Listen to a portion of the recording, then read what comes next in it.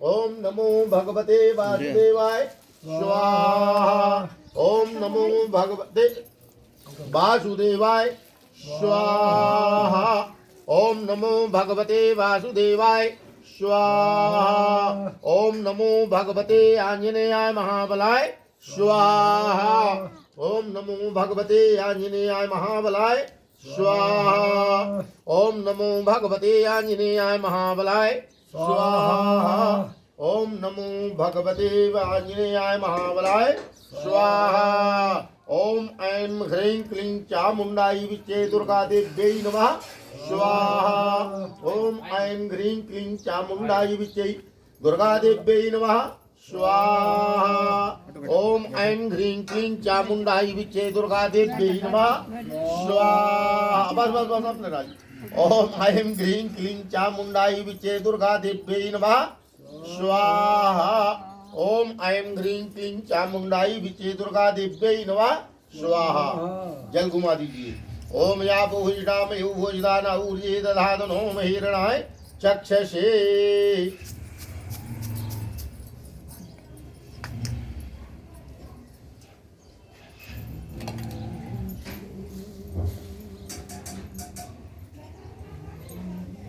ये प्लेट भी खाए, ये प्लेट में घी शक्कर वाली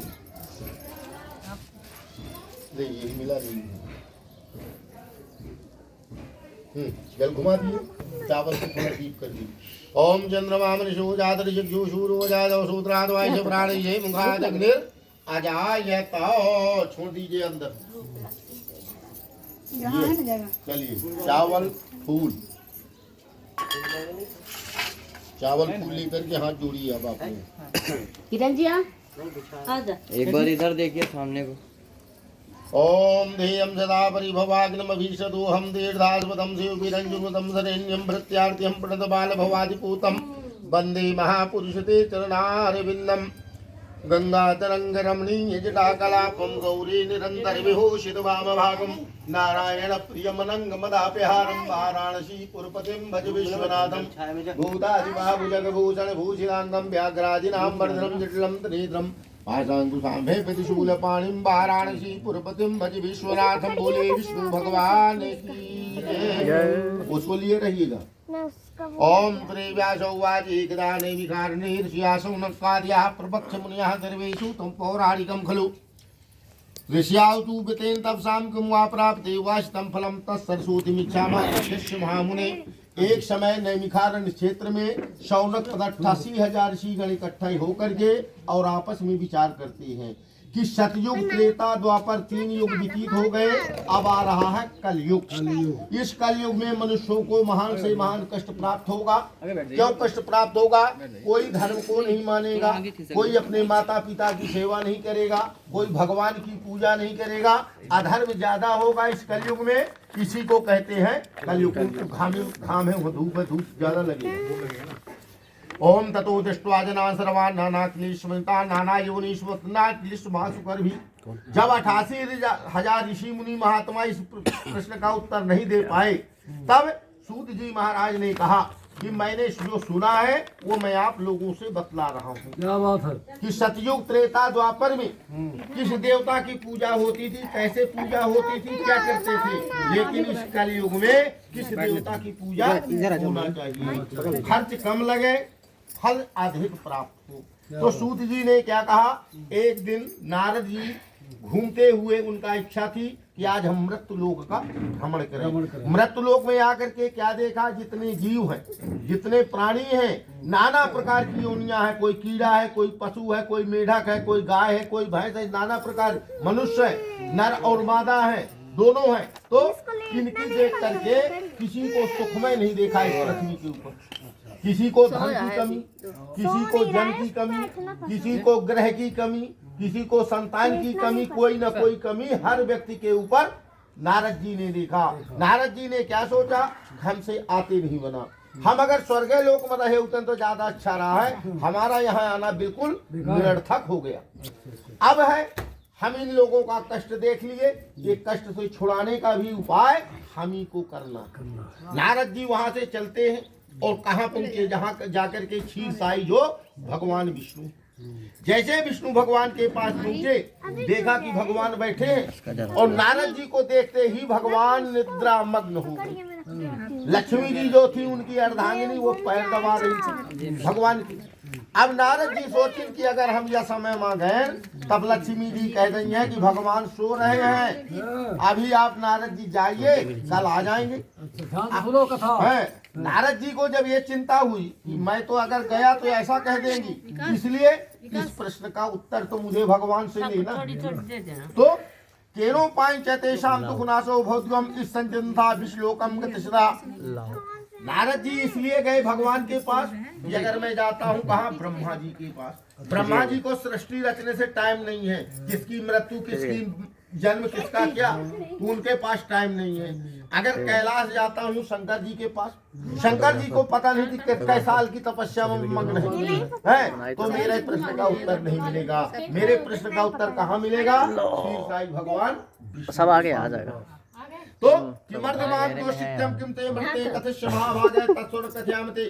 नारद जी चुपचाप बैठ गए क्षीर सागर में हाथ जोड़ के कि मैं देखूं भगवान के निद्रा कब खुला थी। एक आध घंटा, आधा घंटा, 10 मिनट के बाद में जब भगवान की निद्रा खुली, भगवान बैठ गए। जब बैठ जाते हैं तो मृत्युलोके जना सर्वे नाना क्लेश समन्विता। नारद जी धीरे धीरे खसकना शुरू किए और भगवान के सामने पहुंच गए। जब भगवान के पास पहुंचे तो क्या बोले? अरे महाराज, आज मुझसे बड़ी गलती हो गई।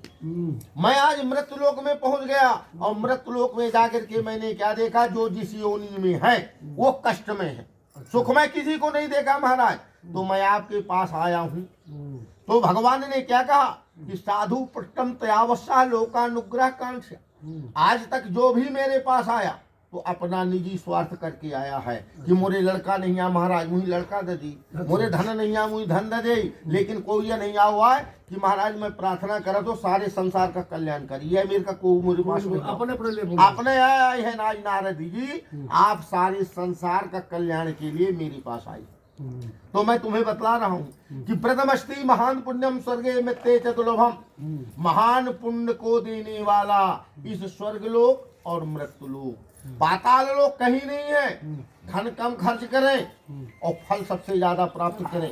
तो सत्यनारायण शोभतम सभ्य विधान रहा, भगवान विष्णु की पूजा करें, जो भी बन सके। अगर अपने पास हल्दी है, हल्दी से पूजा कर दे।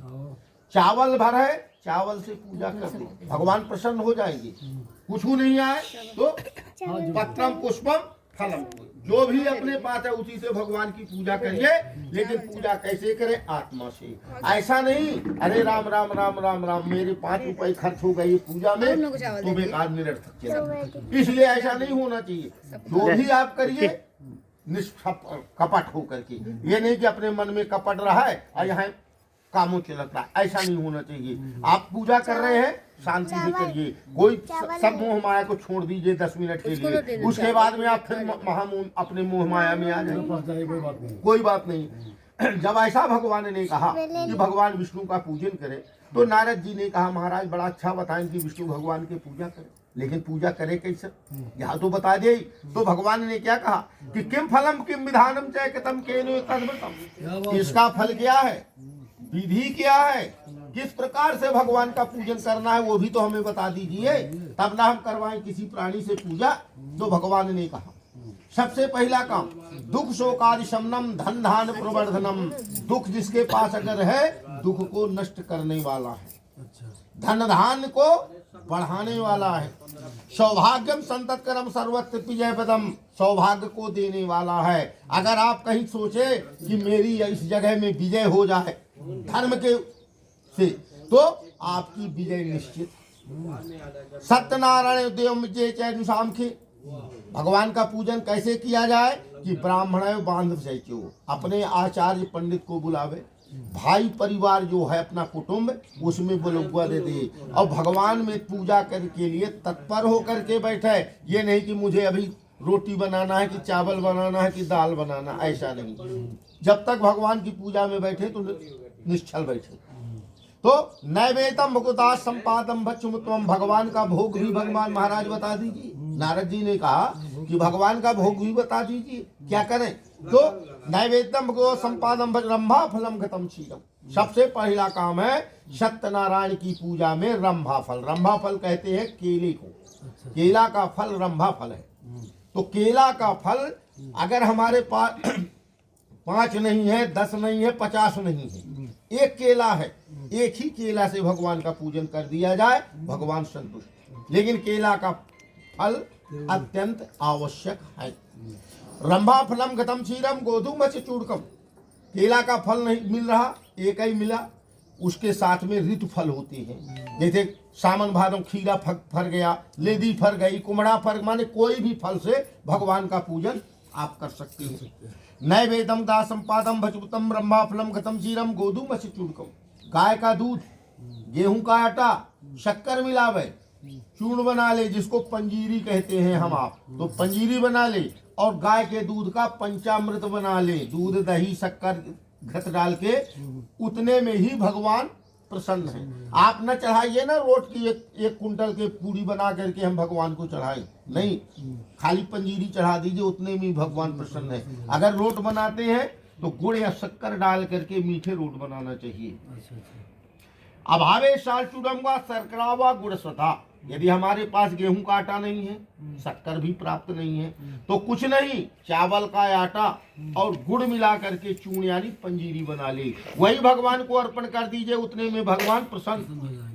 विप्राय दक्षिणाधा कथा श्रुत्वा जनैषा। जब पूरी पूजा कथा समाप्त हो जाए, हवन आरती दान हो जाए, उसके बाद ब्राह्मण को दक्षिणा दे करके संतुष्ट करे।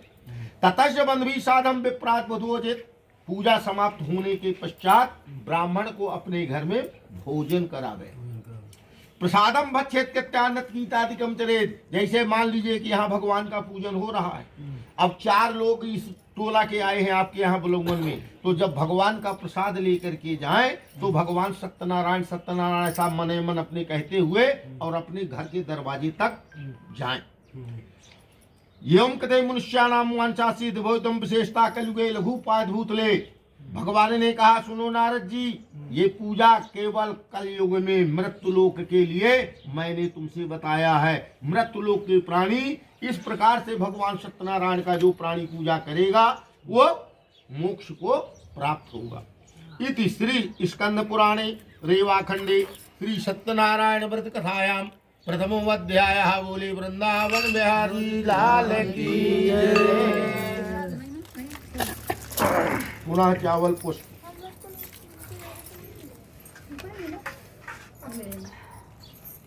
तोड़ा लेंगे फूल। हाँ, अरे तो किरण धरे हैं वे फूल रखे भी नहीं ओ निकाल देना। कब रखी? थोड़ी सी रख लो। पूरी से रख ली। हाँ, ललन। ओम श्री सूत उवाच तानि प्रयक्षामि कतमेन पुरादिये कश्चित् काशी पुरे रम्ये हासीति पोत निर्धरा। देखिए, अब नारद जी कहाँ से चले? क्षीर सागर भगवान विष्णु के पास से चल दिया, और चल करके कहाँ आए? इस मृत्युलोक में पुनः आ गए। और मृत्युलोक में आए तो कहाँ पहुँचे? पहले की काशी को कहते हैं आज बनारस। पहले जो काशी थी उसको आज वाराणसी कहते हैं। सबसे पहले नारद जी पहुँचे कहाँ? बनारस। वाराणसी में जाकर के घूम फिर रहे थे, एक गरीब ब्राह्मण को देखा। एक गरीब ब्राह्मण को देखा। उस ब्राह्मण के कुछ नहीं, तन में कपड़े नहीं, पेट में भोजन नहीं, पीने के लिए पानी नहीं, ऐसे गरीब ब्राह्मण को देखा। तो नारद जी ने क्या कहा कि दुखतम ब्राह्मण दृष्ट्वा भगवान ब्राह्मणो प्रिया। अरे ब्राह्मण देवता, तुम दुखी क्यों हो? किस कारण से दुखी हो? ब्राह्मण ने कहा, महाराज मेरे पास इतनी गुंजाइश नहीं है कि मैं सारा वृत्तांत अपना से बताऊं। अगर मैं इतना अपन वृत्तांत बताइयो उतने में मैं 4 घर में जाके भीख मंगियो तो हो सकता है कि एकाध घर में शायद वही प्राप्त हो जाए और कहीं 4 घर खाली चले जाए। भगवान की प्रेरणा। नारद जी ने कहा, नहीं, तुम अगर तुम्हारे ऊपर किसी भी प्रकार का कष्ट है तो उपाय मैं बताऊंगा, चलो। अच्छा, अगर तुम्हारे पास किसी प्रकार का कष्ट है आप मुझसे बताओ तो उपाय मैं बता दूंगा तुमको। कि मर्द ब्रह्म से विप्तम महितम तस्सोति मिच्छामि कहिताम से। तब ब्राह्मण ने कहा, महाराज अगर आप मुझसे पूछते हैं तो मैं बतला रहा हूँ कि ब्राह्मणों अति दरिद्रो हम भिक्षार्थे ब्रह्म ही। मैं एक तो अकेला हूँ परिवार में, अपने परिवार में अकेला हूँ, और जाति का मैं ब्राह्मण, लेकिन इतना दरिद्र इतना गरीब हूँ कि अगर मेरे को प्यास लगाए और मैं जाऊं कि कहीं मेरे को पानी मिल जाए, तो कहीं ये 15-25 घर जाना पड़े तब मेरे को पानी नसीब हो कि मैं पानी मिल जाए। भोजन तो दूर की बात, भोजन मिलता है कि नहीं मिलता, लेकिन पानी नसीब नहीं हो रहा महाराज। पता नहीं कि भगवान की प्रेरणा क्या है, मेरे पास इतने कष्ट क्यों है। उपाय मरी जान राशि कृपया कथ्य करो। महाराज आपने कहा है कि मैं उपाय बतलाऊंगा, तो अब आप उपाय बताइए। तो तारक जी ने क्या कहा कि मैं अभी अभी विष्णु भगवान के पास से आ रहा हूँ। विष्णु भगवान ने कहा है अगर मृत्युलोक के प्राणियों को कलयुग में किसी भी प्रकार का कष्ट है, भगवान सत्यनारायण का पूजन करें, और सत्यनारायण का पूजन यदि आत्मा से कर देंगे तो उनके सारे कष्ट दूर हो जाएंगे। क्या बात है। तो विधानम चैप्यापी प्रियाभाषिता सत्यनारायण धर्मांतरधी। तो ब्राह्मण ने कहा महाराज यह तो अच्छा बताएं अपना, लेकिन यह बताई मोरे पास गुंजाइश तो है नहीं। लेकिन चली, अगर आपने कहा कि सत्यनारायण की पूजा की जाए, तो महाराज मैं आज क्षमा प्रार्थी हूँ कि आज मैं नहीं कर सकूं। लेकिन मैं आपके सामने प्रतिज्ञा करता हूँ कि कल प्रातः काल होते ही और मैं सत्यनारायण भगवान का पूजन करूंगा। जैसे उसने संकल्प किया, भगवान नारद जी थे तो अंतर ध्यान हो गए। अब भगवान नारद जी है ही नहीं है वहाँ, अब संकल्प तो करा लिए कि चलो पूजा करना है इसको। तो तदव्रतम संक्रामी ब्राह्मण में गया, अपना दिन भर भिक्षा मांगा। भिक्षा में जो थोड़ा बहुत मिला आया, अपन भोजन किया शाम के, और भोजन करने के बाद पड़ गया। जब पड़ जाता है तो तथा प्रातः समुत्थाय और सत्यनारायण व्रतम, जैसे अपना अगर रात में भोजन करी और सो जाई, तो स्वामी का कारण का है अगर कोनो प्रकार की चिंता अपना के मन में नहीं जाए तो अपना का बढ़िया नींद है। और अगर चिंता है कि अरे राम राम राम राम, कल सवेरे हम ये 7 बजे उठे कि यह काम करें कि हुआ काम करें कि ऐसा है, तो रात आपकी करवटें बदलते चली जाएगी और नींद नहीं आएगी। ब्राह्मण को चिंता थी कि मुझे कल सत्यनारायण के पूजा करेंगे, वह पूजा हुई कहाँ से। भीख मांगे में भोजन पति और पत्नी को नहीं मिल सकता, तो इस पूजा कहाँ से होगी। तो उस रात भर करवट बदलता रहा, और पंडिताइन अपन बढ़िया खाई जाऊं दूसरे रोटी, और अपन सो गई। काहे सो गई, उन्हीं का चिंता नहीं है कि हमारे पति का कौन चिंता है। तो एवं नाणे सेदम व्रतम कत्वा जो तुम्हारा सर्व पाप मुक्तो दुर्लभा मोक्ष समाप्तवान। प्रातः काल उठा बढ़िया भोर के समय ब्राह्मण, और नित्य क्रिया किया, और बढ़िया नहाया धोया, भगवान का पूजन किया, और भगवान का पूजन करके सीधा बांधे के लाने अपन जो झुआरा झट्टी रहा है वह जल्दी जल्दी उठाए। अब चल रहे, काहे चल रहे, संकल्प करके चला थे कि महाराज मुही आज सत्यनारायण के पूजा करें खे, अब मैं आप जा तो भिक्षा मांगे और करें खे मुही भिक्षा की माथी। अच्छा, जब ये भिक्षा मिल जाएगी तभी मैं भगवान सत्यनारायण का पूजन करूंगा। अच्छा, देखिए जिस घर में उसको भिक्षा नहीं मिलती थी, नसीब नहीं होती थी, अपने गांव से दूसरे गांव पहुंचा, 4-6 घर में भिक्षा मांगा, तो जहां इतनी नहीं मिलती थी इतना भगवान की प्रेरणा से उसको काफी भिक्षा मिल गई। जब भिक्षा मिल गई तो उसकी आत्मा को संतुष्ट प्राप्त हुए, शांति कहे प्राप्त हुए कि चलो इस गल्ले को जो मेरे भिक्षा मिली इसको मैं बाजार में बेच दूंगा, और बाजार में बेच दूंगा, बेचने के बाद मुझे मिलेगा पैसा, और पैसे से मैं ले लूंगा पूजा का सामान जो भगवान बताए हैं, और पूजन का सामान कर लेके घर पहुंचूंगा, पंडित जी को बुला करके भगवान का पूजन करा दूंगा। ये मतलब उसके मन में हो गए। तो तदैव सर्वम मन शुद्धि ओम